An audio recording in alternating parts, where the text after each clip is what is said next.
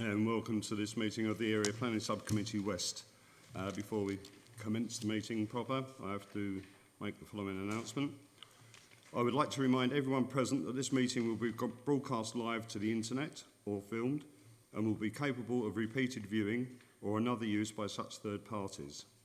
If you are seated in the lower public seating area, it is likely that the recording cameras will capture your image, and this will result in the possibility that your image will become part of the broadcast. This may infringe your human and data protection rights, and if you wish to avoid this, you should move to the upper public gallery. Thank you. Right. My name's Stephen Heather. I'm councillor for Honey Lane Ward, and I'm the chairman for this meeting. My vice chairman is Councillor Dorrell, and to his left is Vivian Messenger from Democratic Services. To my right is Hannah and her father, who are doing the webcasting. Thank you. Evening, members. Advice, we've got a few public speakers, and advice to them can be found on pages 5 to 8 of the agenda. And I'd just like to remind you, you've got 3 minutes that will be timed to give your presentation. Thank you. Apologies for absence. I've received apologies from Councillors Bassett, Mitchell and Plummer. Thank you. Can I confirm the minutes of the last meeting held on the 15th of February 2022? Thank you. Declarations of interest on the agenda. I would like to declare a non-pecuniary interest on items 12 and 13 by virtue of being a member of the Lee Valley Regional Park Authority. Councillor Sartin. Thank you very much, Chairman. Yes, again, also items 12 and 13 by virtue of being a member of the Lee Valley Authority. They are non-pecuniary. I have sat on a meeting on one of these applications, but have taken no part on that discussion in that meeting. Thank you. Any further declarations? No. Right. Any other business? None, Chairman. Thank you. The Epping Forest District Council Planning Policy Briefing Notice for noting. Thank you. Site visits. Does any member require a site visit to any of the agenda items? Councillor Sartin. Thank you, Chairman. Yes, I would like to ask if we could do a site visit for item 12 on the agenda. It is a fairly big item in a sense, and it is one that I suspect that quite a number of members of this panel are not totally aware of the site, so if I could ask if members would agree to that site visit. Thank you. Members in agreement to arrange for a site visit to the Roydon Marina Village? Sorry. Are we all in favour of that? Right, thank you. Therefore, item 12 will be deferred until after we've carried out a site visit. Therefore, if there are any speakers or members of the public that have come particularly to see that, you're obviously welcome to leave now or stay for the remainder of the meeting. Thank you. So item 12 is deferred for a site visit. Thank you. Right. Item 9 is a planning application EPF 1549/18, which is Racedown, Tylers Road, Roydon, Essex, CM19 5LJ, on pages 13 to 24 of the agenda. And this is being presented by... It's myself. Thank you so much, Chairman. Thank you. Good evening, members. Could everyone see my screen?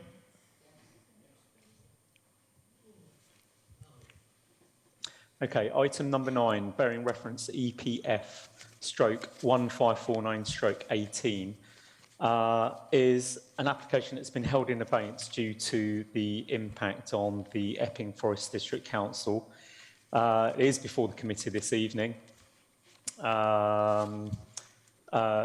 It's been brought to this evening's committee subject to a material objection that's been received from the local parish council and supported by one further local neighbouring resident.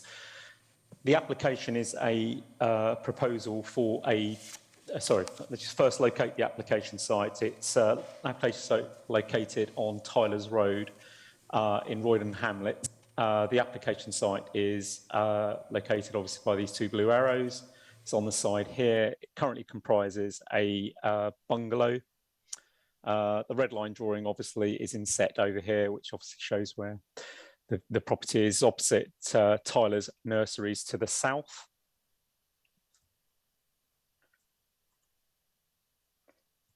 The application, the application is for the demolition of the existing bungalow on site, and its replacement with 2 detached dwellings.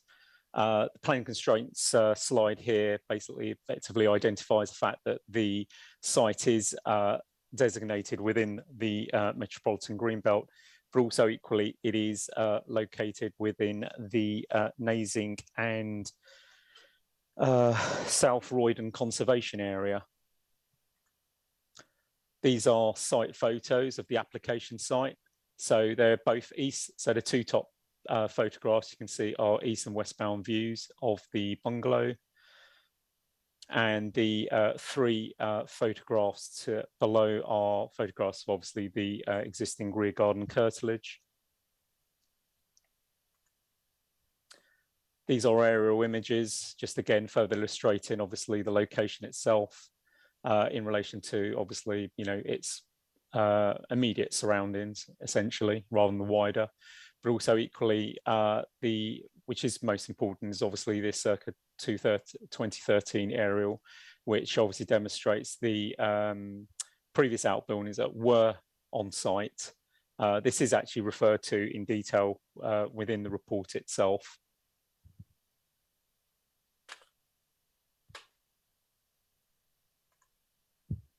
So the proposals actually for the demolition of the existing bungalow currently on site. It is a chalet style bungalow. That's the image there. And its replacement with 2 additional detached dwellings. They have rooms in the actual roof itself. This image itself obviously shows the site layout and obviously a street scene image. These are the actual proposed dwellings that will replace the existing bungalow. As you can see, they are a chalet style with rooms actually accommodated, the actual first floor accommodation accommodated within the roof itself.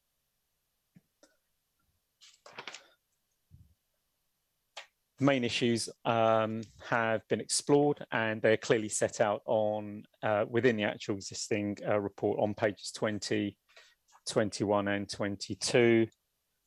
Just to conclude, just very quickly, is that basically the redevelopment obviously of this previously developed site is acceptable in Greenbelt terms. We are recommending planning approval to be given, subject to obviously conditions and a section 106 to secure financial contributions towards the continued monitoring and mitigation of the air pollution effects on the SAC. That's the end of the presentation. Thank you very much.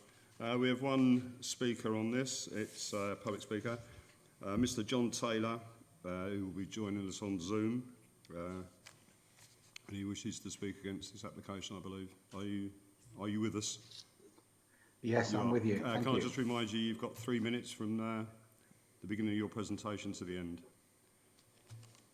Okay, thank you, Mr. Speaker. So I begin now, yes? Thank you.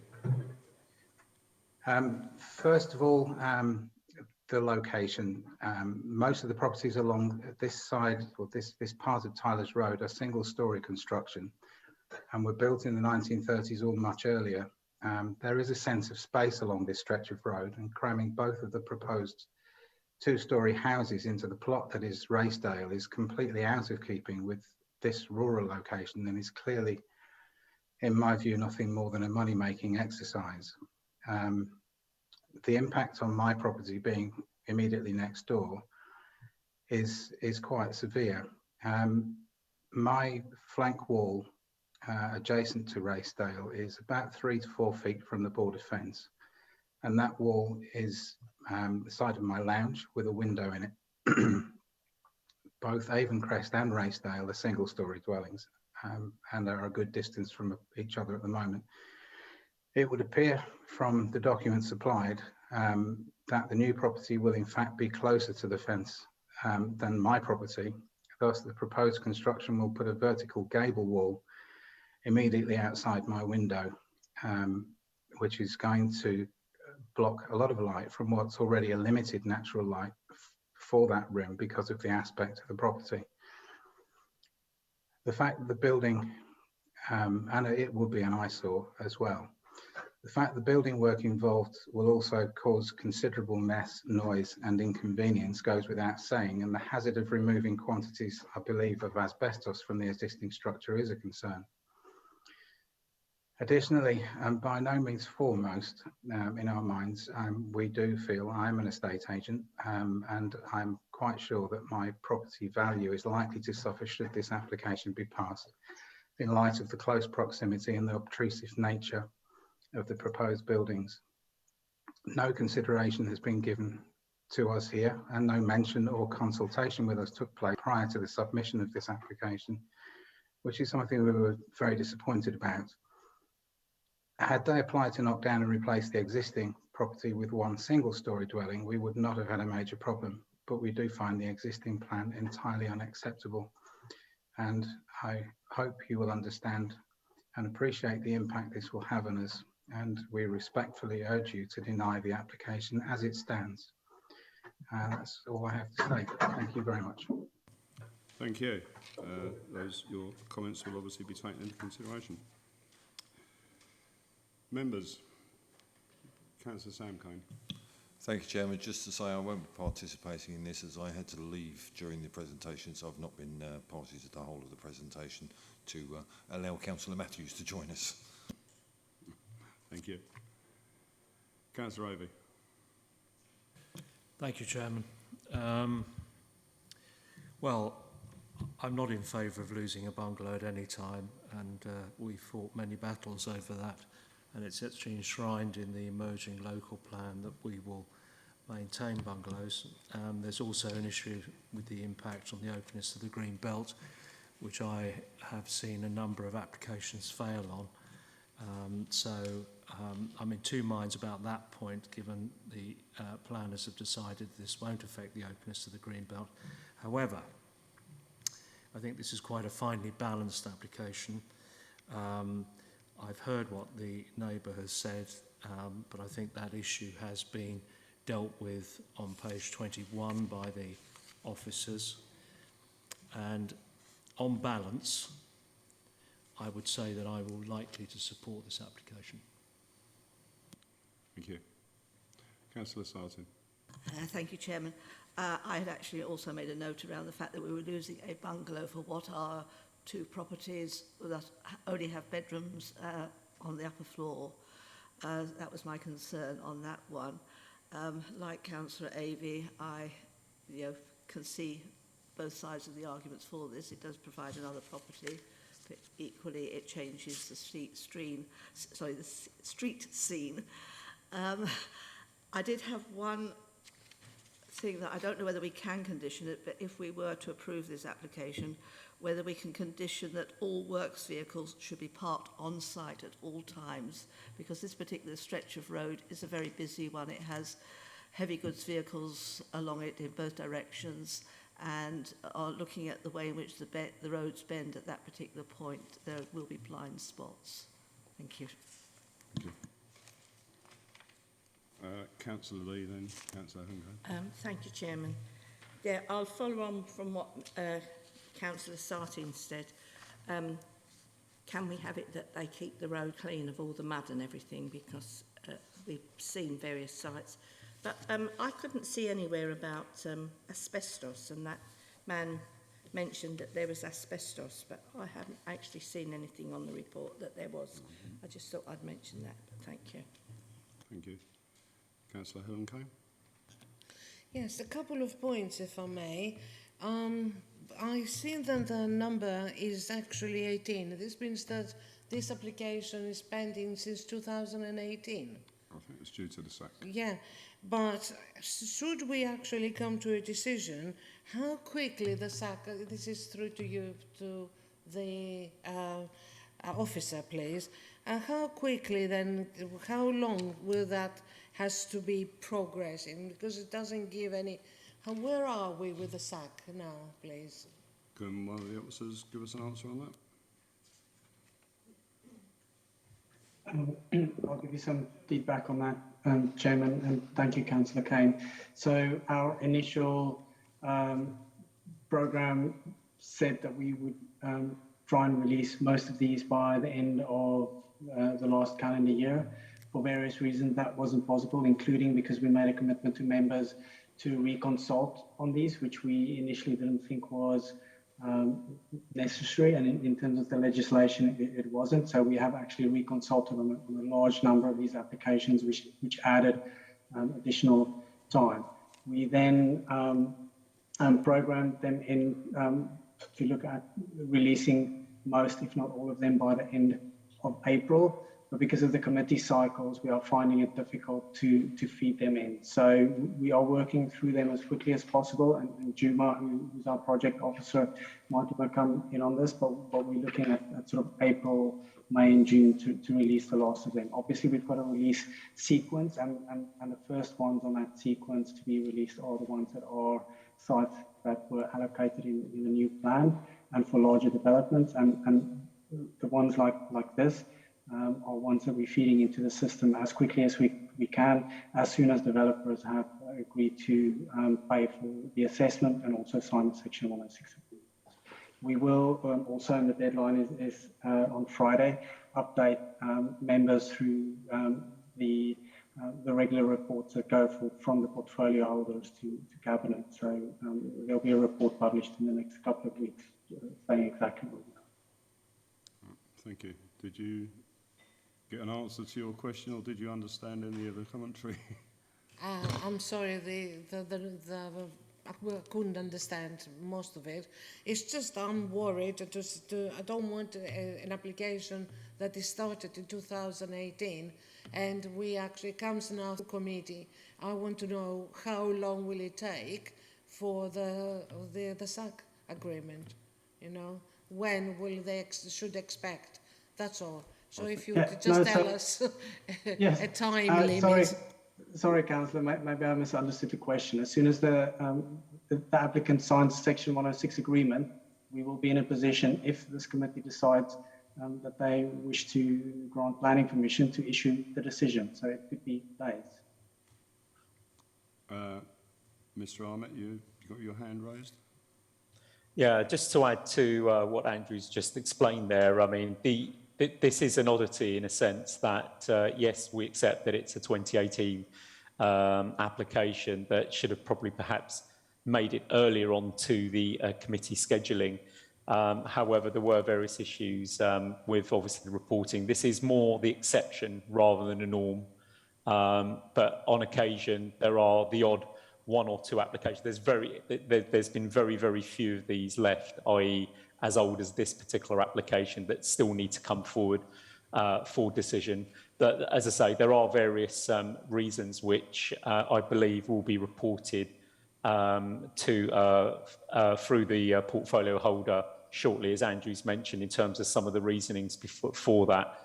But as I say, I mean, just to reassure the councillor that, you know, we are making every effort to ensure that, you know, these items are coming as early as possible to committee in the order in which the protocol has been published. Thank you. Councillor Lee. Thank you, Chairman. Yeah, with the plans that we're seeing like this, I don't feel that we're seeing enough. I mean, in this new building, is there a window overlooking directly? The objector said about his window, and yes, it may block a bit of light, but there's rules of how far away it is. But we don't know by these plans, because we can't see them properly, Is there a window on this new build that's going to be overlooking straight into the window on the property that's there? And I can't see anything in here about it.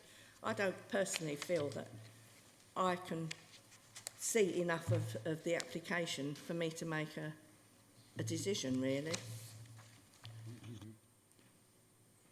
Have we? Can I come? Oh, Yeah. Apologies. So, shall I come in on that one? I've shared my screen again, so hopefully everyone can obviously see the presentation that was just up on your screen. Just to emphasise again that if we just find the correct drawing. So this is house number 2, which we're sitting on direct opposite or adjacent to the nearest existing dwelling. That's, I believe, is called Avon-Crest. Sorry, I do apologise for the names of these. Yeah, Avon-Crest on Tyler's Road, which the gentleman has just spoken up on. So just looking at the flank of that dwelling here, this is house number 2, which would be obviously sitting opposite that boundary. These are the flank elevations, so the right-hand side and the left-hand side. So when you're looking at the building itself, you'll be looking at that elevation. So in effect, there are no flank or overtly openings on that flank itself, other than on the rearmost projection at ground level. Also, just to point out to members that sorry, just bear with me, I'm just trying to get my controls.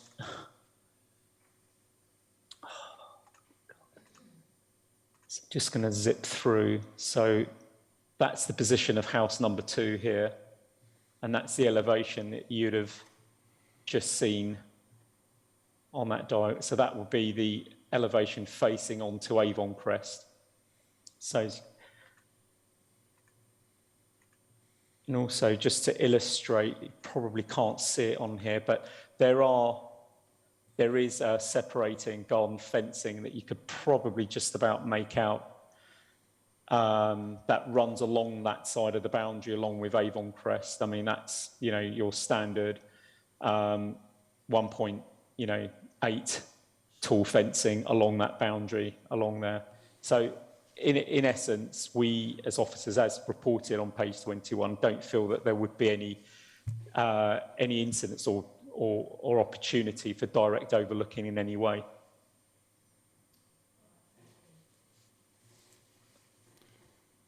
Members, the officer's recommendation. Sorry, Councillor Sartin.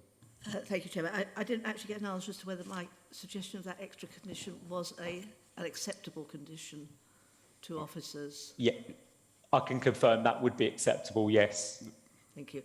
And just one other. Can I query condition 13, which seems to imply that there are going to be parking bays? I know we need to have the condition about electrical vehicle charging points, but this seems to suggest it's for a much bigger development than what we're looking at just now. Yeah, sorry, it's just coming on that one. The condition's been purposely created to, obtain as much detail as we can. Unfortunately, it is it is a rather long condition for something such as a small development as this. But what we're trying to do is guide the people that supply the information as much, in terms of what the authority need to be able to make that decision. But it doesn't by any means mean that, we're going to be requiring, significant amounts of parking. We wouldn't at least expect that there would be for a two-dwelling scheme. It's just its wording. Just a rather wordy condition. Yeah, I think it needs to, perhaps a bit more thought in future needs to be given to the specific application rather than... I was just about to say myself, yeah, it's very generic rather than specific. Yes. Can I just also, I think there is no, as far as I can see, no conditions around hours of work. I know it's a rural area, but it does have at least one immediate neighbour. If we were going to be granting permission, could I suggest that condition 14, as is set out on on agenda item 10 be added into this application. Mr. Marks, you had your hand up. Thank you, Chair, and hopefully you can hear me now, or better hear me because I've switched headsets. Just on those two issues, yes, there's no problem putting a condition on regarding working hours. Planning officers are not convinced about their efficiency because the working hours are usually controlled by environmental health colleagues, but we regularly put them on, so that shouldn't be a problem. In terms of parking on the road, what I would suggest is that members delegate to us the authority or give us a mandate to apply our standard condition in terms of a construction management plan, which will allow us to ask the developer to submit to us a strategy of how they're going to regulate the traffic and other movings to and fro. I know it's a planning or a technical planning issue, but the problem is that we can't actually control the activities outside of the red line other than through the construction management plan. So hopefully members will be fine with that. Thank you. Does that satisfy you? Yeah, just about. Right, so the officer recommendation is to grant permission with conditions and the added conditions regarding parking and working hours. Members in favour of accepting their recommendation?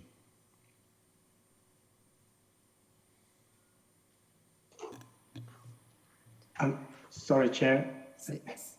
And also the construction management plan condition. Yep. 6. Those against? 2. Abstentions? 2.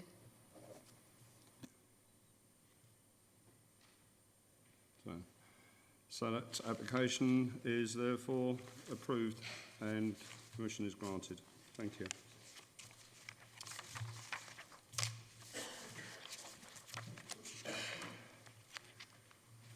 Right, agenda item 10 is planning application EPF 2609/19, 1 to 6 Schönbrück Road Hostel, Schönbrück Road, Waltham Abbey, EN9 3JF, on pages 25 to 38 of the agenda.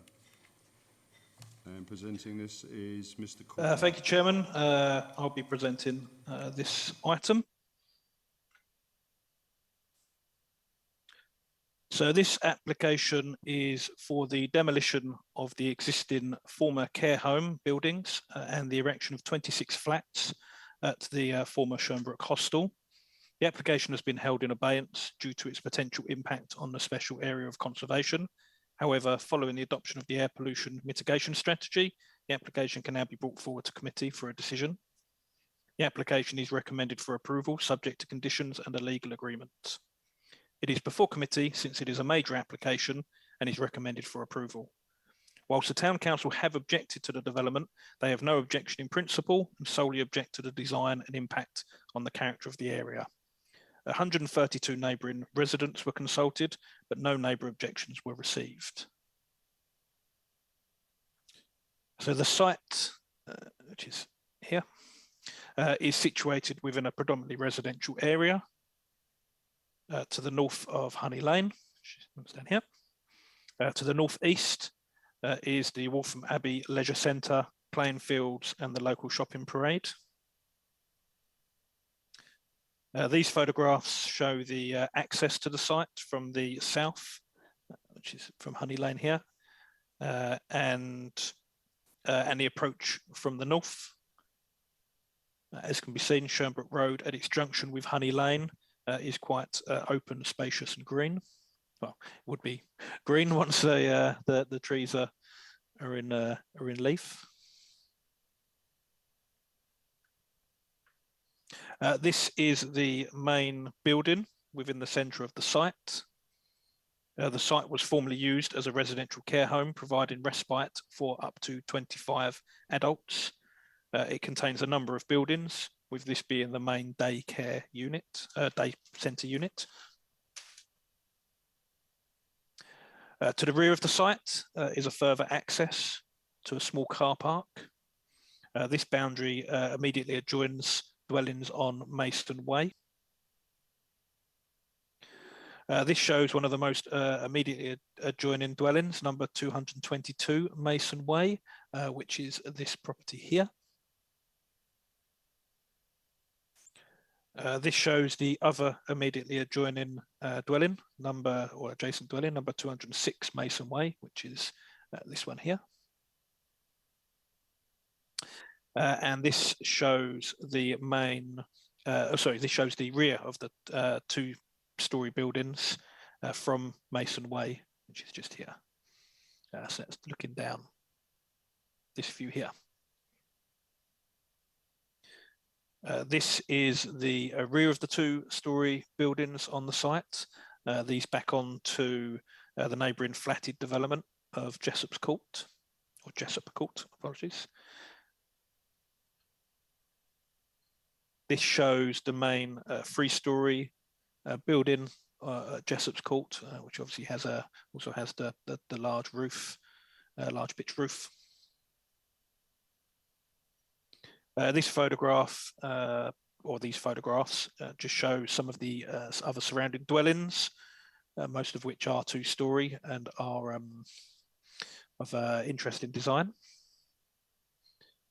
So as previously stated, the existing site is made up of a number of buildings. These consist of house 1 and 2 and houses 3, 4 and 5, all of which are residential buildings. Within the centre of the site is the large day centre, which contains sort of activity rooms, staff rooms, etc. The proposal would the proposed development would consist of two separate buildings on the site, set sort of towards the front of the site, albeit behind some additional landscaping.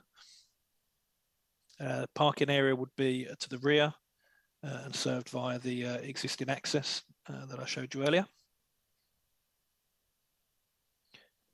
The development would provide 14 one-bed and 12 two-bed flats, all of which meet the necessary space standards. Of the flats, 10 of the new homes would be utilised by Essex County Council to provide social care for vulnerable adults, including one flat which would be for a carer accommodation and office. The specialist accommodation would be situated within Block B. A viability assessment has been submitted and assessed by independent consultants who conclude that the scheme cannot viably provide any affordable housing, even if it was a 100% open market scheme. Nonetheless, as I said, 10 of these units are being put forward for specialist accommodation. This is just showing the third floor, which is only in Block A. So the specialist housing would be supported living flats for adults with learning disabilities and would be secured by formal nominations agreement with the appropriate housing association. Epping Forest District Council will be involved in this process. This shows the existing buildings that consist of a mix of single-storey and two-storey structures. This just shows the two-storey housing on the northern part of the site. So this is Block A of the proposed new development, which would be 4 stories high. It would be finished in red brick and grey cladding. There would be balconies serving the flats. However, these are all to be located to the front facing Shermbrook Road, and some here which would be facing the internal communal space. A few there at the back. Block B would be limited to 3 stories, similar to the adjacent Jessop's Court. The new building would be set, or the new building, sorry, would be set some 26 metres from the neighbouring dwellings in Mason Way that I showed you photographs of earlier. And this is a street scene of the proposal. So the only objection received for this development was from the Town Council, who, as I said earlier, state that they have no objection in principle. however, are concerned with the design and overall bulk, and I believe has some concerns about the 4-storey nature of Block A. Whilst, you know, 4 stories, whilst it is 4 stories high in part, Block A is situated on the southern part of the site, where the land slopes from south to north, as can be seen on the street scene here. This mitigates the impact of the height considerably. In terms of the design, Schönbrooke Road and the surrounding areas contain a varied mix of designs with no uniform character, including several developments that are of their time, I guess you could say. The proposed development is more modern in appearance than some of the surrounding dwellings, but is considered to be fairly well designed and would fit well within the street scene. There would be significant additional landscaping provided on the site, and importantly, this scheme will provide specialist accommodation for vulnerable adults provided by Essex County Council. So overall, this is considered to be a well thought out and appropriate development that is policy compliant, and as such, it is being recommended for approval, subject to conditions and a legal agreement. Back to you, members. Thank you. We have a public speaker on this item, which is Mr. Michael Ward, who is the applicant's agent. Again, I remind you, you've got 3 minutes to give your presentation. Thank you, Mr. Chairman. Good evening, members. My name is Michael Ward from Stratton Parker, and I speak this evening on behalf of Essex Housing in favour of this application. Essex Housing are Essex County Council's in-house property development arm, who are set up to assist in tackling the housing shortage in Essex, with a particular emphasis on redeveloping vacant county council-owned buildings and brownfield land. They also work with other public sector partners. They have an established, proven track record of delivering high-quality developments with a particular focus on elderly and care accommodation, in addition to open market housing. The former Schönbrooke Hostel facility was a residential care home that provided respite for adults with learning disabilities. However, over time, the use of the facility decreased significantly and only had 7 permanent residents prior to its closure in 2018. The decision to close the former facility was for 2 main reasons. Firstly, the property required significant maintenance and structural improvements, which were not considered to be financially viable, and therefore the facility was not deemed to be fit for purpose. Furthermore, the County Council now prefers to move people with learning disabilities from residential care homes to supported living units, to provide residents with a sense of independence and to feel part of a local community. The proposed development seeks to provide open market housing as well as accommodation in the form of supported living flats for residents with a learning disability.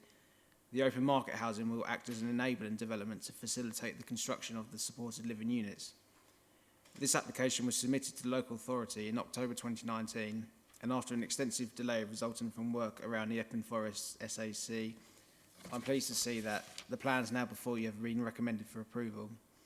During this period of abeyance, we have taken the opportunity to work with your officers and make changes to the submitted scheme to address their comments in line with the requirements of the end user, whilst responding to the constraints and parameters of the site. I do believe that the proposals now before you represent a good quality development that will not only provide new market housing for the district, but also new accommodation for people with learning disabilities. This specialist accommodation will be controlled by Essex County Council by way of a nominations agreement with an appropriate registered provider. The package of technical information submitted with the application confirms no adverse impacts will arise from the development, including on the local road network, and mitigation has been provided where necessary, such as through the provision of electric vehicle charging points and new tree planting. The application is also supported by the necessary legal agreement to secure further mitigation relevant to the Epping Forest. We have worked closely with your officers to minimise the number of conditions to allow a prompt start in the construction process for the homes to be delivered at the earliest opportunity, and I've reviewed the proposed conditions and feel these are appropriate to secure a successful development. Essex Housing, through a separate planning mechanism, have proceeded to demolish the former facility in order to prepare the site for redevelopment. They have also worked on remediating the site in terms of ground contamination and are currently out to tender to secure the contractor that will build the new development, which we hope members will support. With all matters considered, I respectfully ask you members to agree with your officer's recommendation and grant planning permission. Thank you. Thank you. Members. Councillor Sam Cane. Thank you, Chairman. Yes, in principle, I'm quite happy with this. It's a four-storey block of flats. At the end of the day, a four-storey block of flats has got a certain bulk, but the lay of the land does tend to alleviate the impact of that. Its location doesn't give any great overbearing aspects to any neighbours, so I think that's fine. I had a couple of points for the officer just to clarify something for help me with my ignorance here. We have 39 new car parking spaces with 16 enclosed spaces for Block A and 10 enclosed spaces for Block B. What comprises an enclosed space? Mr. Courtney, or can you give us an answer on an enclosed space? You can, if you bear with me a second, I'm not sure where the reference to the enclosed space is. Apologies. Page 33, second paragraph in. Thank you. Sorry, just bear with me. I'll just have a quick look and see if I can come back with an answer. Alternatively, obviously, the agent is in the room with you. If the chairman wishes to, the question could be directed to him, and he'd probably have an answer quicker than I would. But that's obviously at the discretion of the chair. I think it's a close-run thing. Have you an answer? I'm not entirely sure, but I believe it's enclosed by the buildings to the rear of the site. That'd be my interpretation of the word. It appeared to be open to me. All right, we'll come back to you then, Councillor Lee. Yeah, I don't object to the flats or anything. They're just, to me, brown and grey seems a bit dull. I hope that there'll be enough foliage and stuff around to take that away. And the block, was it Block D, that was for the mentally handicapped and what, you know, got to be so politically correct. I hope there's trees, etc. around the side of it, because we did have problems with a place in Waltham Abbey of residents around complaining because of the strange noises. So I would hope that there's enough trees, etc., to cut down on things like that. Thank you. Thank you. Councillor Helen Kane. Yes, I have seen the building. It is opposite Jessup Court. It is bordered mostly because to avoid any hooliganism and any damage to the building. And I would like to see something coming, so I will be supporting this. Thank you. Mr. Courtney, have we a definitive answer regarding enclosures, or Mr. No, Ward? unfortunately not. I'm not entirely certain what the case officer is referring to there in terms of enclosed spaces. I can't see anything on the plans that suggests that any of this spaces. I mean, I personally see enclosed spaces as you know, a space that is somewhat covered or something like that. But I see nothing on the plans that indicate that. And I'm not seeing anything so far in any of the submitted information. And the fact that the agent doesn't know what that refers to kind of makes me think that there's nothing other than standard parking spaces, and I'm not entirely certain what the officer's referring to when they talk about enclosed spaces, unfortunately. But certainly the plans clearly show that they are just parking spaces, Okay, just standard parking spaces. Councillor Sam Kane, you want to come back? Helen. Yeah, thanks, Chairman.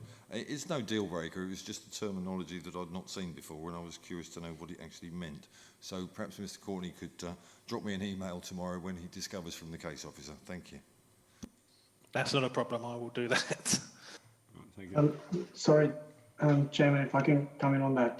Clearly, there are no sort of covered parking supplied with this application, as far as I'm aware. So it might just be a spell checking error. But yes, so we'll come back to Councillor Kane on that tomorrow. I apologise for that.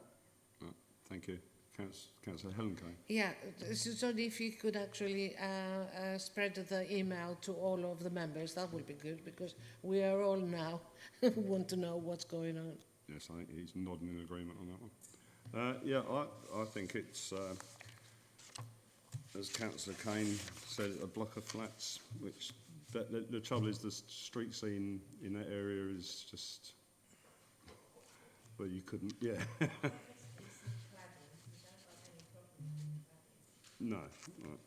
Anyway, the officer's recommendation is to grant permission with conditions.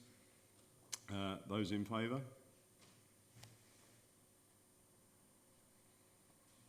Unanimous, Chairman. Thank you. Therefore, that planning permission has been granted. Thank you.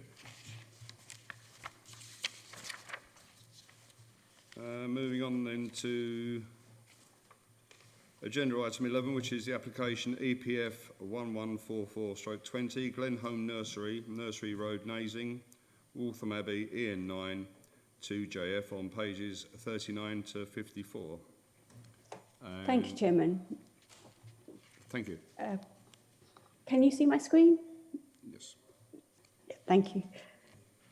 Okay, this application is for the removal of 2 existing caravans, demolition of existing buildings, retention of building A and the erection of building B for agricultural workers accommodation with the provision of associated amenity space. It relates to land at the front of Glenholm Nursery. Determination of this application was delayed as a result of it being held in abeyance due to the lack of agreed air pollution mitigation strategy.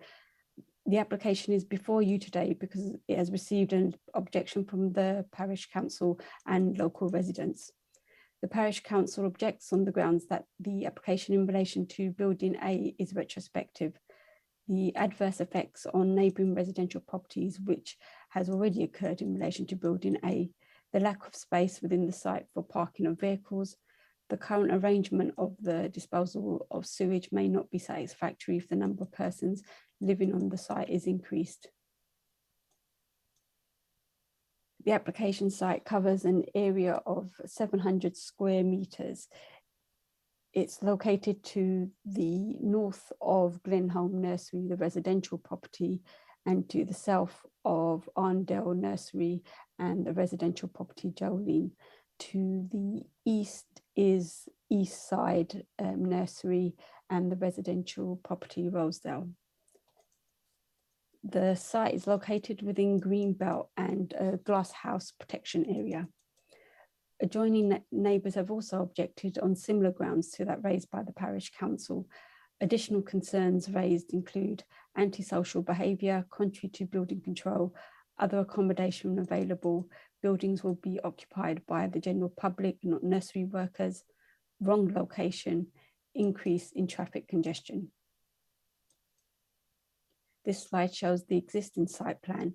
It shows the 2 caravans and derelict buildings, the established accommodation of 2 units, and the Building A, which is proposed part of this, is the retrospective application for this building to be retained.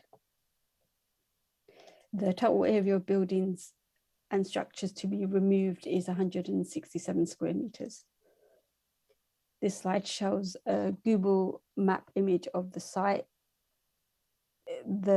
My laser is pointing to the 2 caravan buildings and the water tower and nursery buildings to be demolished. This is an existing nursery accommodation and it contains 2 units.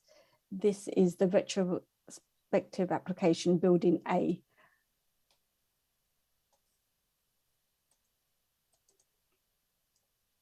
It replaces a building which was previously 77 square metres and was attached to the existing authorised nursery accommodation unit.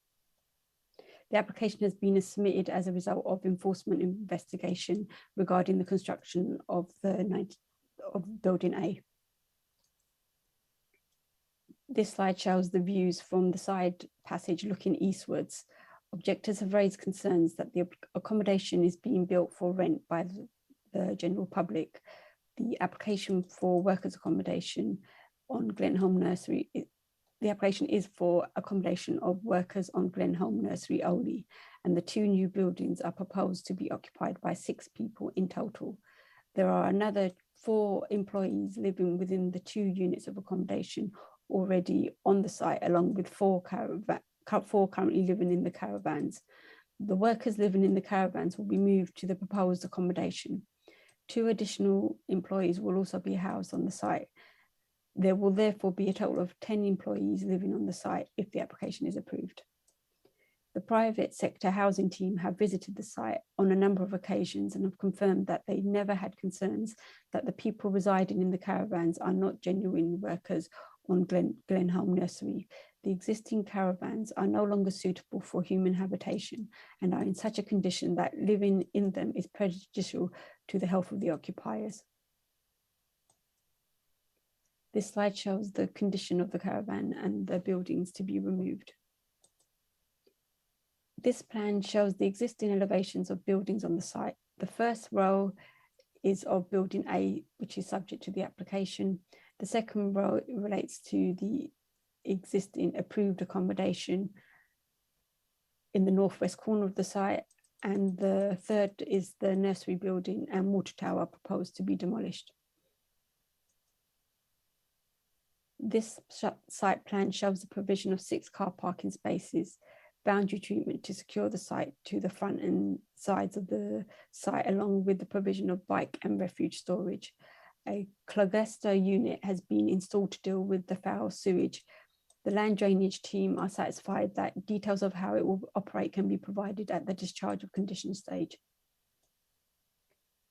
This slide shows the elevations of building A as built and the proposed building B.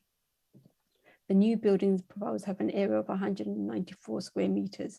This is an increase of 27 square meters in comparison to the existing situation. However, the existing water tower has a maximum height of 7.4 meters and the proposed buildings have a maximum height of 3.6 meters. The proposal will also tidy up this messy site and will introduce soft landscaping in the garden area.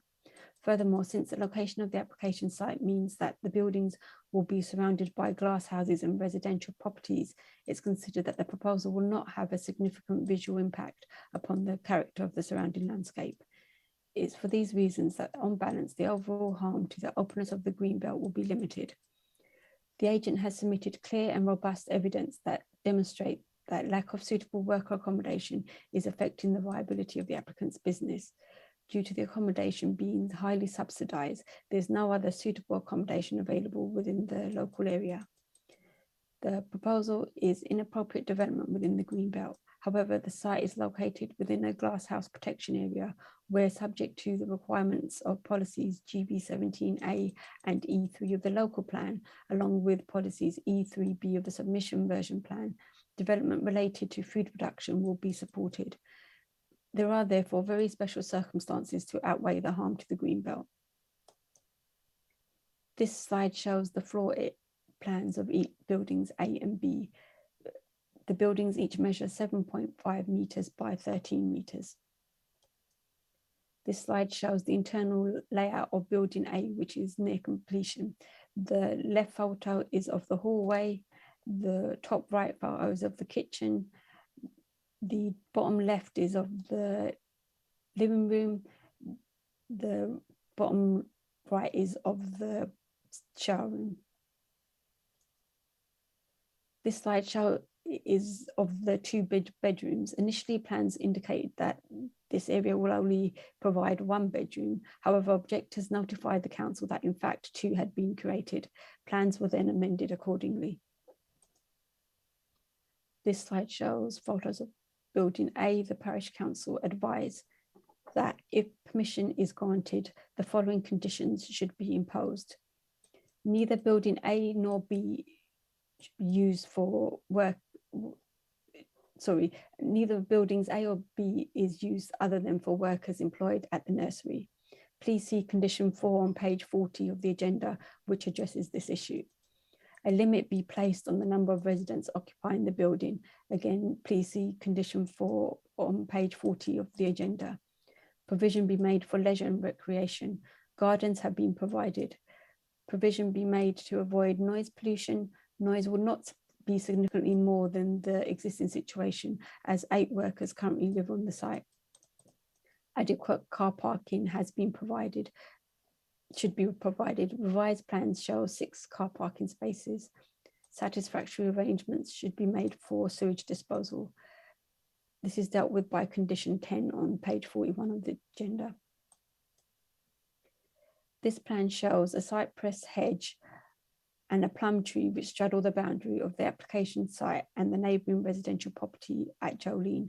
Both are shown to be retained. The tree officer therefore has no objection to the proposal. 3 areas of shrub ornamental planting along with a total area of 160 square metres of lawn is being proposed. The nearest residential property is 25 metres away and is screened from the application by a 7-metre high hedge. It's therefore considered that the residential use will be compatible with the character of the surrounding area and neighbouring amenity will be safeguarded. The Highways Authority have reviewed the application and have no objection. The proposal will also lead to the removal of established but inappropriate caravan accommodation. It is recommended that conditions be attached to any permission in accordance with the requirements listed by the Parish Council. Other conditions requiring that when the buildings are no longer in use for nursery accommodation, that the buildings be demolished and removed from the site. There's also sufficient parking and cycle storage provision to accommodate the development. It's therefore considered that there are sufficient very special circumstances to outweigh the harm to the purposes of containing land within the Greenbelt and all other harms. The proposal therefore complies with planning policy and as such, officers support the application subject to conditions. Thank you, Chairman. Thank you. Members, Councillor Lee. Thank you, Chairman. Well, looking at that, it looked like there was 3 buildings and it says only 2 on here. When you looked at that plan, there was like 2 white squares together and 1 there. So because we haven't got anything else, it don't quite make sense to me. It looks like 2 together and then 1 on its own, and yet it only says 2 buildings. Have I got that wrong? This building here is an existing accommodation unit and it provides 2 units of accommodation. This is the retrospective application for building A. They plan to demolish the existing caravans which are located here and the water tower and a nursery building here and replace them with the proposed building B. So there are 2 new buildings in total which are part of this application. This building here is all existing and approved. Sorry, can you show, have you got the photograph of that, please? Yeah, sure, I'll just go back. So that's the building A. I'll just go back.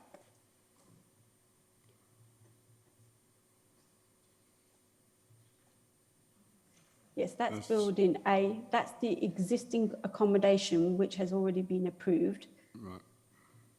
And this is where building B will be.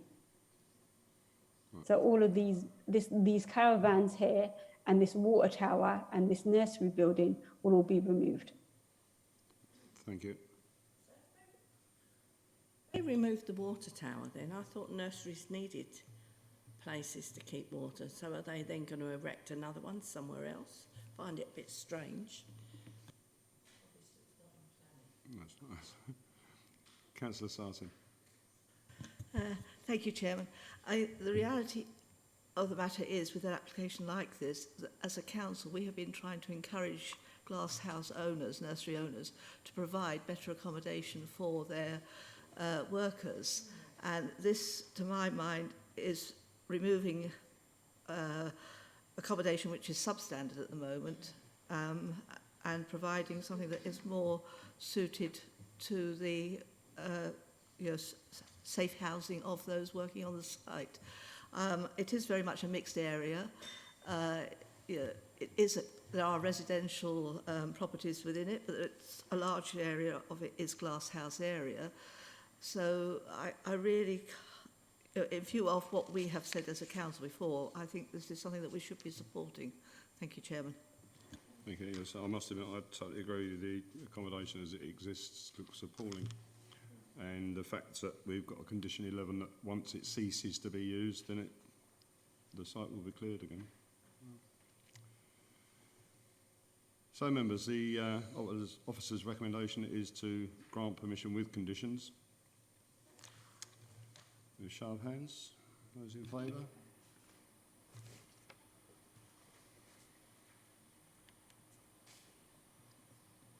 Nine. Oh, 10. Those against? So it's unanimous. One. Oh, sorry. You're against, are you? And Right. abstentions? None. Therefore, that application has been granted.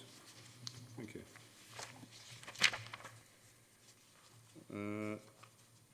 Agenda item 12 has been deferred. So 13 is the application EPF 2713/21, land at the former Chimes Garden Centre, Old Nazing Road, Nazing, Waltham Abbey, EN10 6RJ on pages 73 to 96, and it'll be presented by Mr. Courtney. Thank you, Chairman.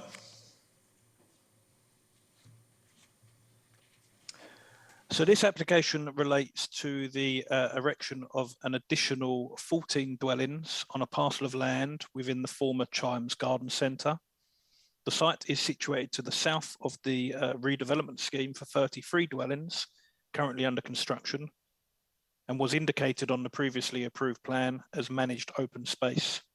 The application is recommended for refusal due to its impact on the greenbelt, the loss of the managed open space, and its impact on the Epping Forest Special Area of Conservation.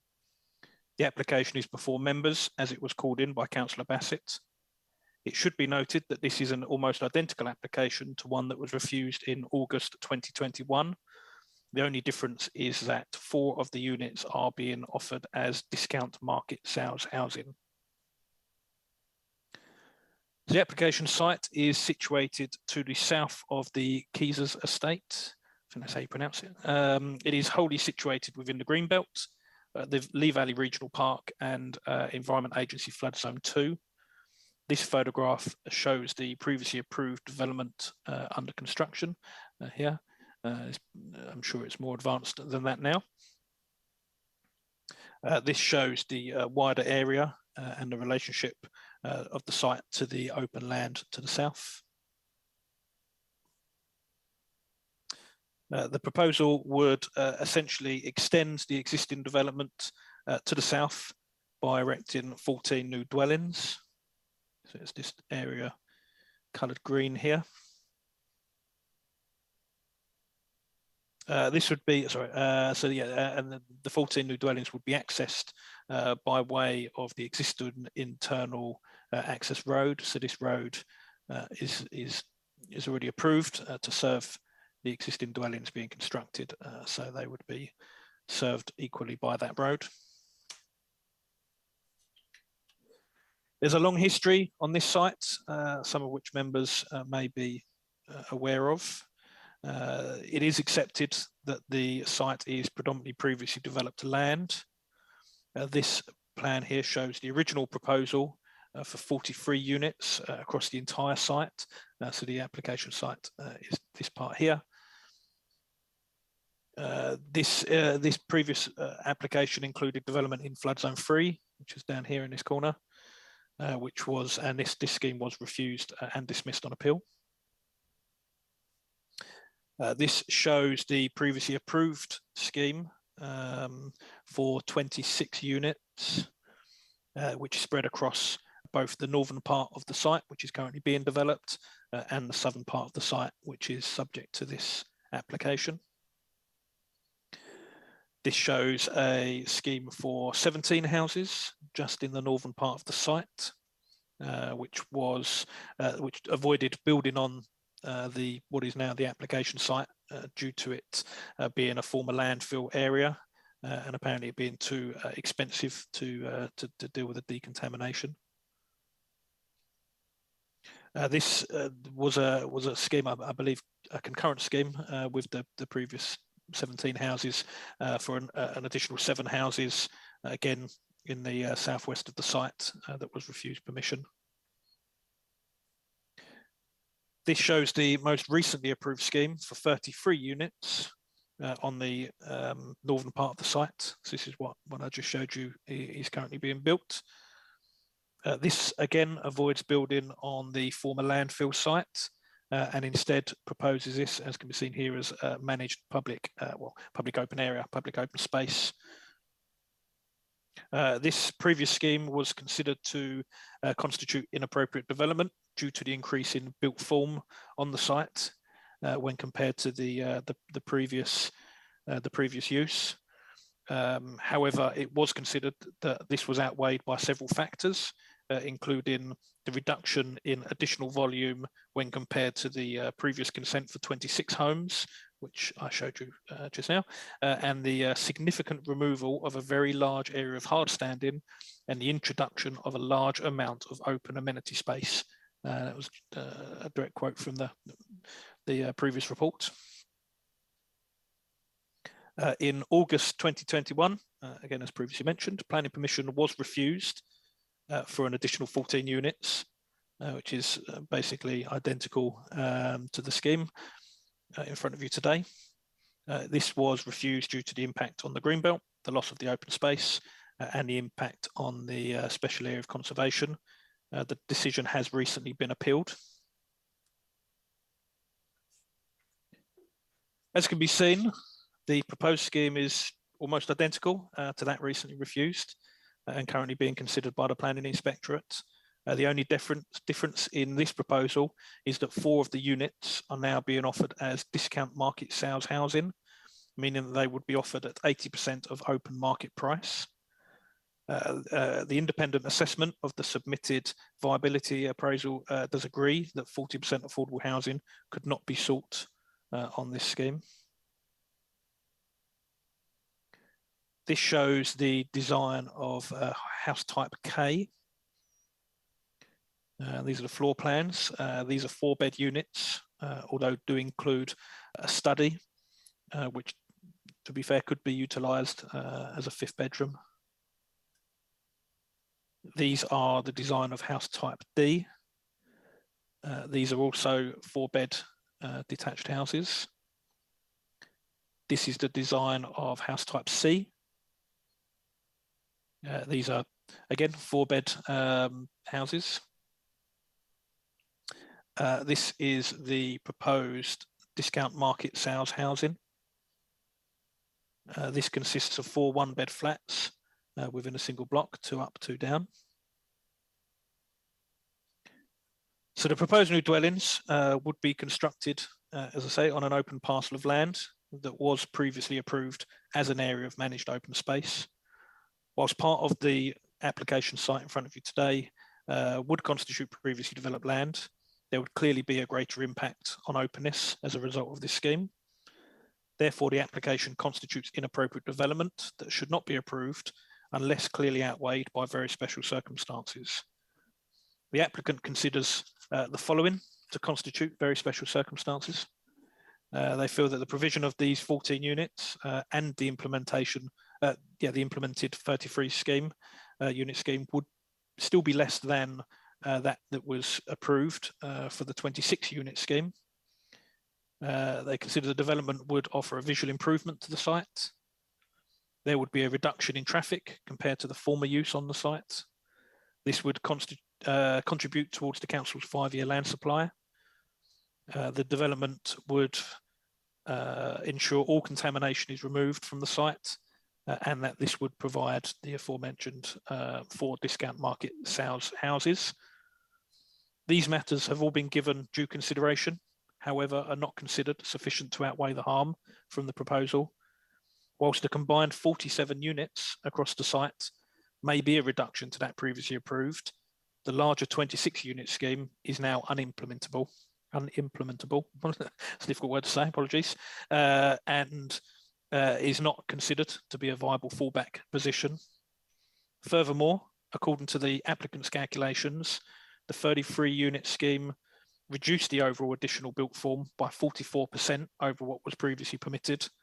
By including this development, that reduction drops to just 17%, which, while still a reduction, is obviously far less and is considered to water down the previous very special circumstances that led to the approval of the 33 unit scheme. It is no longer considered that visual improvements can be argued here, since whilst compared to the former use, the wider redevelopment is clearly an improvement. But when compared to the permitted use of this part of the site as managed open space, erection of houses would offer no visual improvement. Similarly, a reduction in traffic can no longer be argued, since the comparison is now between 14 houses and an area of open space. Both of these benefits have already been secured through the implementation of the 33 house scheme, and therefore it is not considered that they are any longer relevant to this proposal. Whilst the provision of houses on the site would necessitate greater decontamination due to the risks involved, there would be a need for suitable decontamination for the site for it to be used as managed open space. As such, this benefit is given limited weight. It is accepted that the provision of an additional 14 houses would assist in the council's 5-year land supply. However, again, this matter is not considered sufficient enough to justify an appropriate development in the Greenbelt, particularly given that once the new local plan is adopted, we will be able to demonstrate a full 5-year housing land supply, and also that the implemented 33 house scheme was already an increase over the previously approved 26 house scheme. The final matter, which is given some weight, is the provision of 4 discount open market housing units. Whilst it has been confirmed by independent consultants that this is a policy compliance scheme, it's been confirmed that a policy compliance scheme is not viable on this site.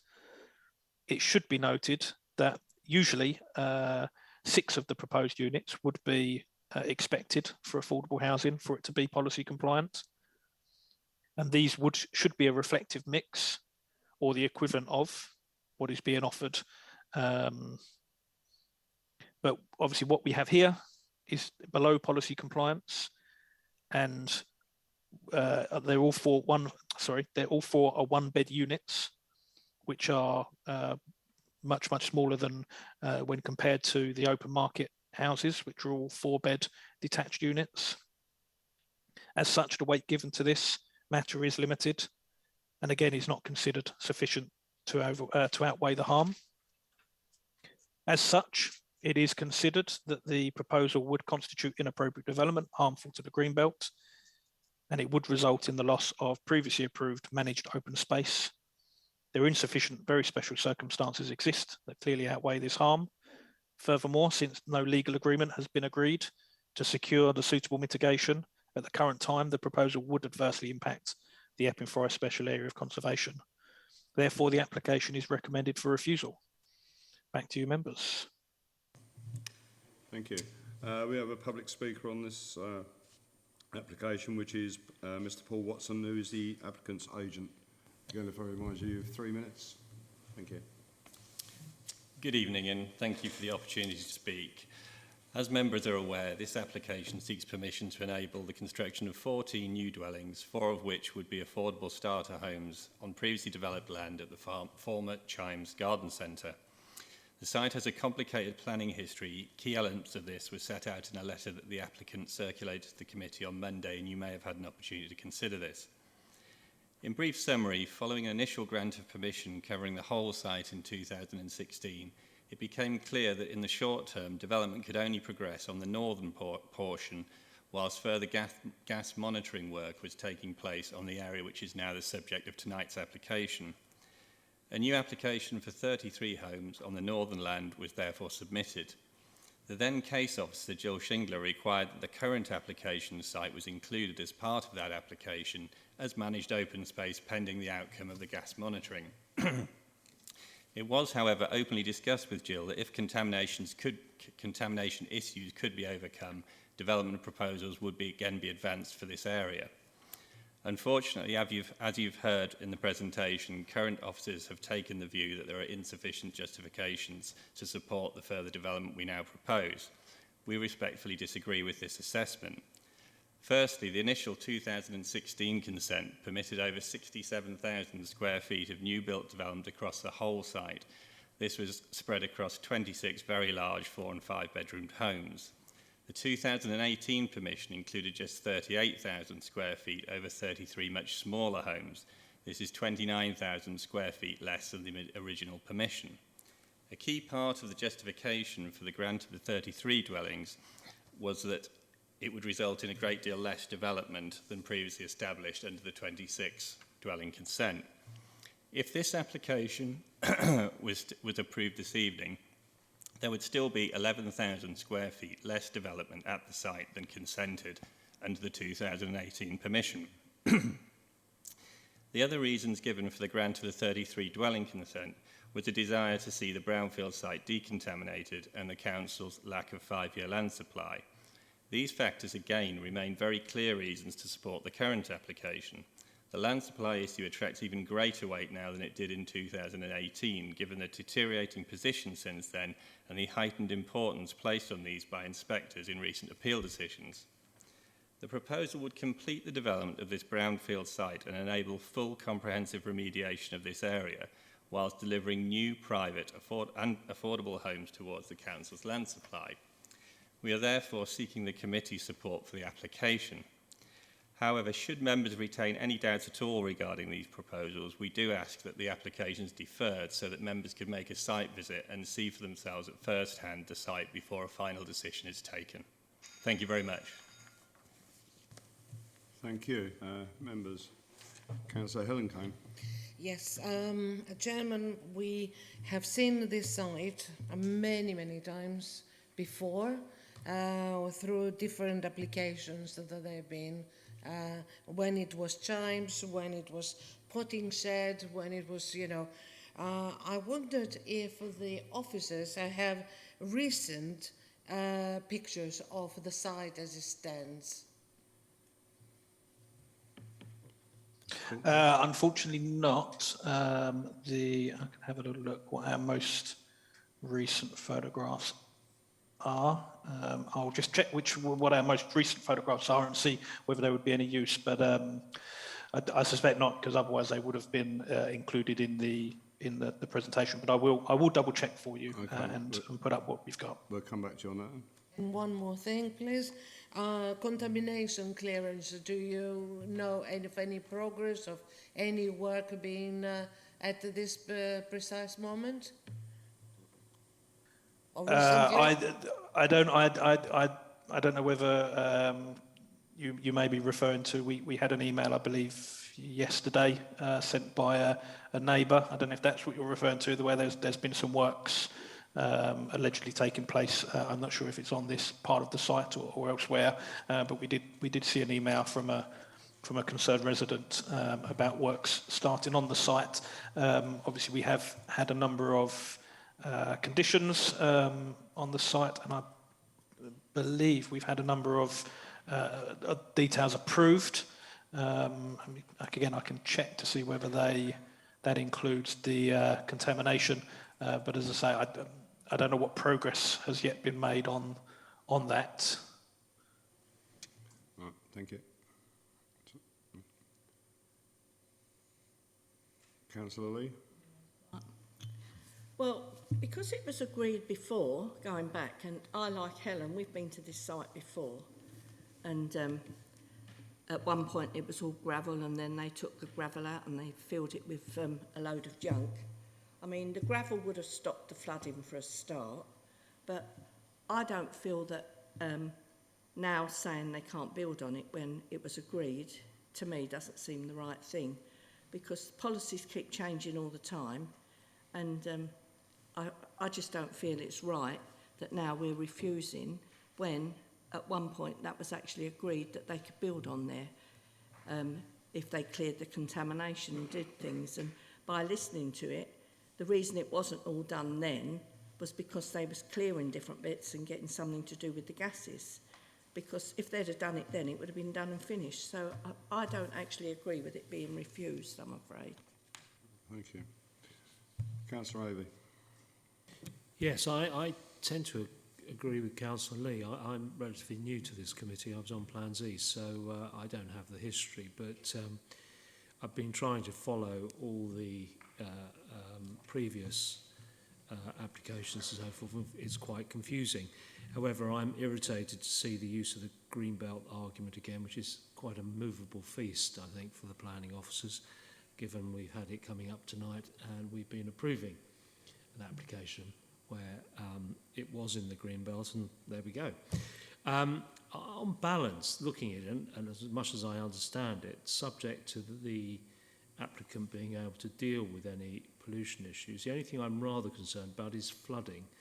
And given we're in the middle of a climate crisis, which is likely to get worse, can the officers just comment on how much of a risk flooding really is on this site? Mr. Corbett? Yep, absolutely. I mean, it is a flood zone 2, Environment Agency flood zone 2, so obviously it is a site that is at risk of flooding.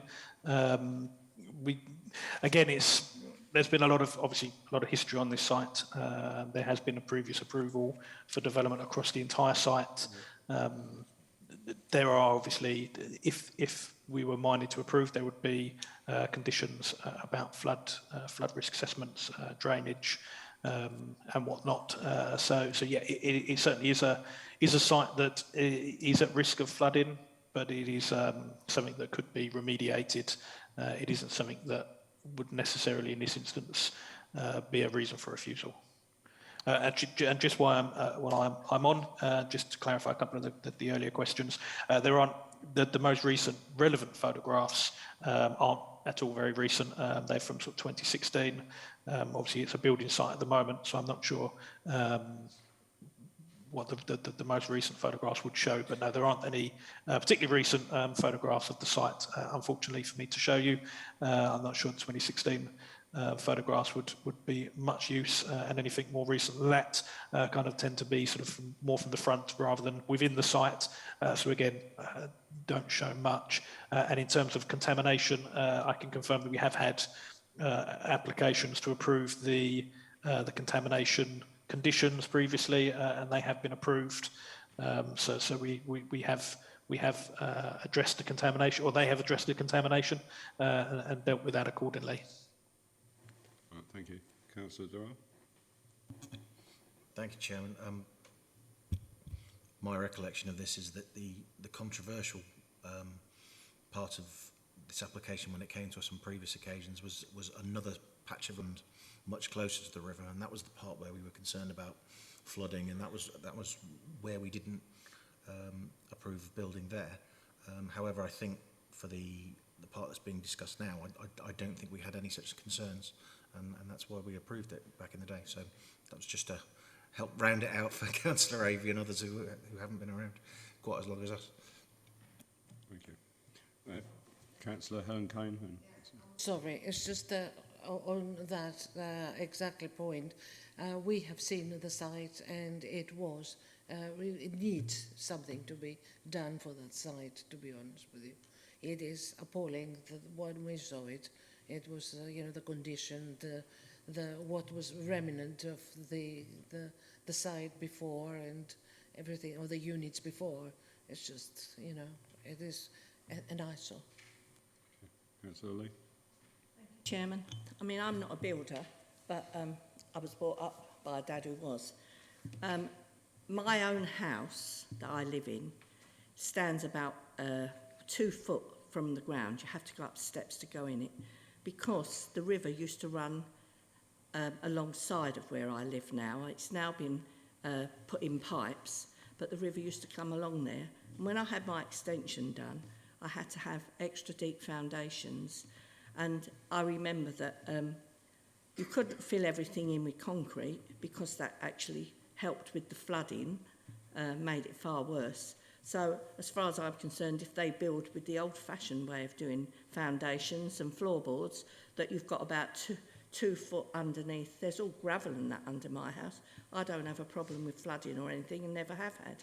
And my garden, when they done the road and filled it in, used to lay in water. And the builder said, I can sort that out for you. And he dug a hole 6 foot deep, about 2 foot wide, filled it with gravel, and I've never had a flooded garden since. So these things can be easily dealt with. and the contamination can be removed. So I would actually not be supporting the officers on this, and I very rarely go against them, but I will tonight. Right, thank you. Councillor Sam Coyne. Thank you, Chairman. Given that we have previously approved development on this particular patch of land, and accepting that time moves on, policies change, and we develop new ideas about how planning should be implemented, but it's a relatively short period of time since that approval was previously given.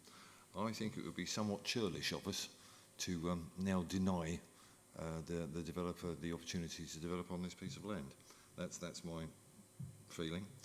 The Greenbelt argument, I think, has been debated and lost in terms of are we protecting the Greenbelt in previous meetings and we've had on this subject.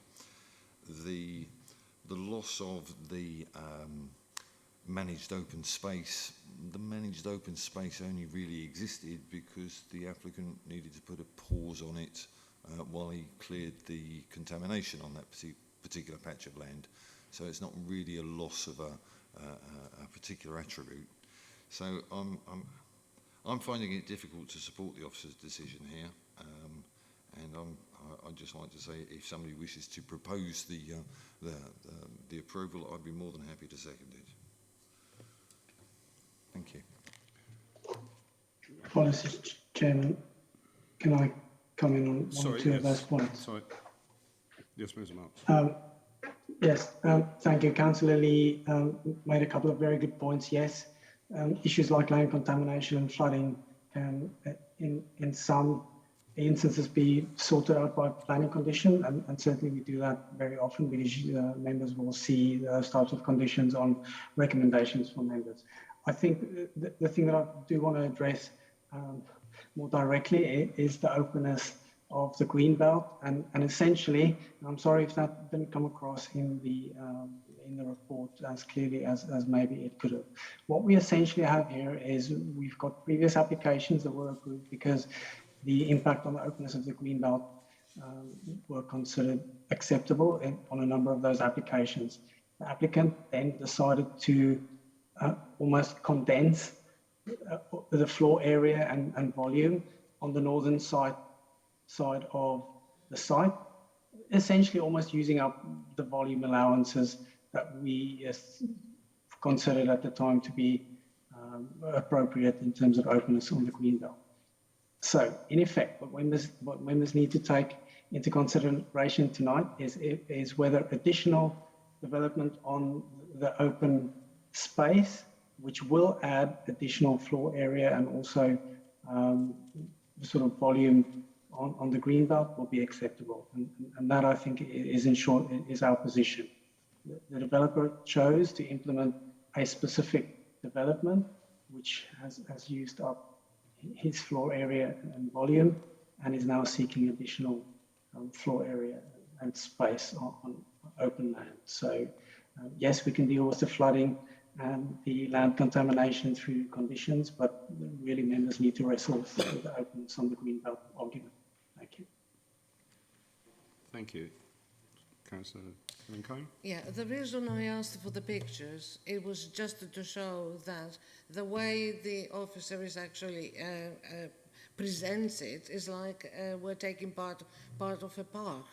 It's nothing like that. It is, you know, it is, to me, it is a mess, and it is brownfield, and it has to be.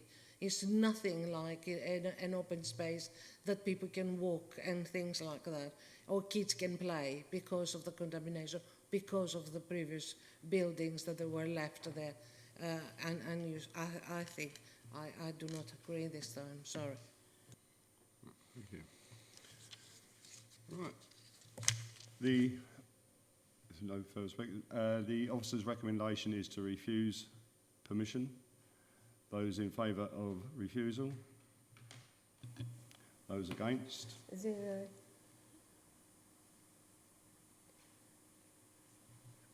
Eight. Abstentions? 2. Right, so we've gone against the recommendation of the officers. do we have a proposal for what we're going to move forward on? I can propose that they build on it, but I don't know actually what I'm supposed to say about that. Are we accepting the application? We're granting the application. For the webcast, please, microphone, please. Sorry? Just for the webcast, if we can have it on the microphone, members are speaking without the microphone. I think that's what we're doing, Mr. Chairman. We're accepting the application as stated against the officer's recommended refusal. Apologies, Chair. I don't want to tread on the toes of my colleagues in Democratic Services who are actually in charge of the meeting, but I believe what should happen is obviously members need to vote on the recommendation of the officers, and then there may be a motion either seconded or not. My colleagues in Democratic Services might want to just be clear on that point of order. Thank you. I think we're going to want to add suitable conditions and S106 on top of that before we vote, to be agreed. I think we first need to deal with a vote on whether the officer's recommendation is accepted or not, and then whether there's a motion for... Yeah, we've done that. We have done that. Yep. We voted against. Right, run us through it. What are we doing?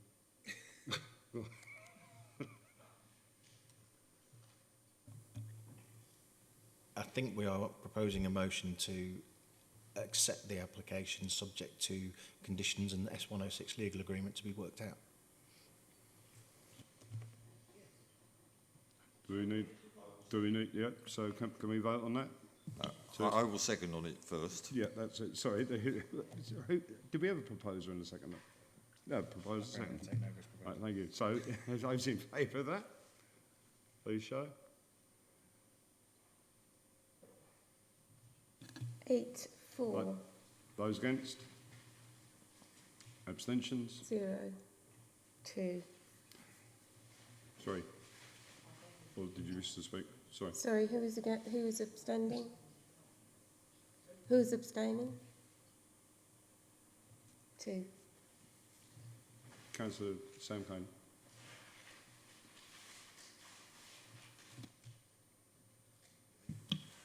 Thank you, Chairman. Just a procedural question. Will this now go to DDMC?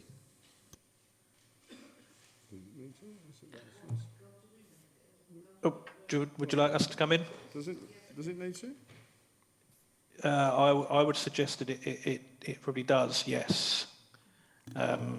Since this would be an appropriate development in the green belt, so therefore it'd be contrary to policy. Sorry, Councillor Sarti. Yes, Chairman. I mean, if it's being recommended for approval, do we not need to actually put together the conditions that we wish to see against it? That is what I would have thought, yes. Which would be, to some extent, the standard conditions. But this is a fairly critical site, and I think, are we able to leave it to the officers to put together what would be considered the right conditions for this site? Regarding contamination, flooding. Yeah, I see Mr. Marks is indicating he'd like to speak. Sorry, Mr. Marks. Thank you, Councillor Sarton. That's a really good suggestion. I think our suggestion would be that we group the suggested conditions into broad categories, like the usual land contamination, the usual flooding, the usual operation of construction method, and also the standard conditions of compliance with condition, with planning drawings and the 3-year implementation. I mean, like you say, it's quite a complicated development, so it will require probably about 20 or 30 different conditions. So we're happy to listen to how members want to deal with that. But like I say, broad categories of technical issues, land contamination, and flooding, I think, are the main ones. All right, thank you. Thank you, Andrew. I'm sure you'll do your best. So, Councillor Sarti, you're still on. Right, so do we wish to refer this forward to DDMC? I think, as Andrew has said, because it is against policy, it will have to go up to DDMC. So that's what is happening in this instance with this application. Councillor Samphane? That was certainly my understanding, that because it was against policy, it would go to DDMC with our recommendation to approve. Right, so therefore this will go to DDMC with our recommendations to approve it. Is that done? That's right. Right. So, item 14, no reason to exclude public and press. Therefore, I'll close this meeting at, sorry, as you are, Councillor Ivey. Yeah, I just wanted to raise some issues about governance of the meeting, if I may. Firstly, on a practical level, I wonder if it would be possible to have a screen back in front of the committee again. We all have to kind of sit like this, and I can't see that screen over there very well, so it would be helpful if we had that back. I don't know how possible that is. Can that be arranged, yeah? The second issue, without any criticism of officers, is I think I would ask the chairman to consider taking this up with the portfolio holder. I think it would be appropriate, now we're in an endemic situation, that we should have planning officers in the chamber when we're considering matters. That is in and hand. Zoom isn't acceptable, quite frankly. Yeah, that I believe is in hand, and I think this is going to be one of the final ones without an officer present. Do you want me to come in? One other thing, if I can just say as well before we go, is site visits. Can we make an effort to turn up to them? Yeah, Marlon. Sorry, did somebody... Ms. Courtney, did you want to say something?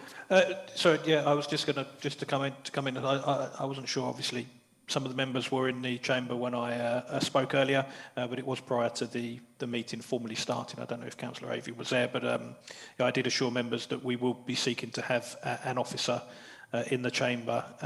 I'm not saying it, or we're not saying that it would completely replace the Zoom. Obviously, as you've had today, we've had 3 officers present, and that can be very useful sometimes because the case officer obviously is more familiar with the applications, and it makes sense for them to present certain cases. So it may be that, for example, I am there physically in the office presenting some of the cases, but we may have some officers coming via Zoom. But certainly we will be seeking to have an officer present in the chamber going forward. And as I say, I don't know if Councillor Avey may have missed that earlier when I said that. But yeah, that was raised earlier. One other point, even if we have people in the chamber, I'm finding it very difficult to hear people. I think we've approved the project to approve the speakers in this chamber. Thank goodness, because I couldn't hear half the presentations, quite frankly. Just to actually say exactly the same, that we had a lot of difficulty of seeing the plans, first of all, and the second is actually to listen and understand and comprehend exactly what they were telling us. I'm sorry, but somebody has to be here to actually do the presentation. All right, thank you. I think that's in hand with the officers, and I think it's in hand with webcasting to get all the other things. And sorry. Yes, could I just say that I'll be in touch with the planning officers on a site visit, and once I have the details, I'll email the dates out to all members. Thank you. There being no further business, then I close this meeting at 20:38. Thank you.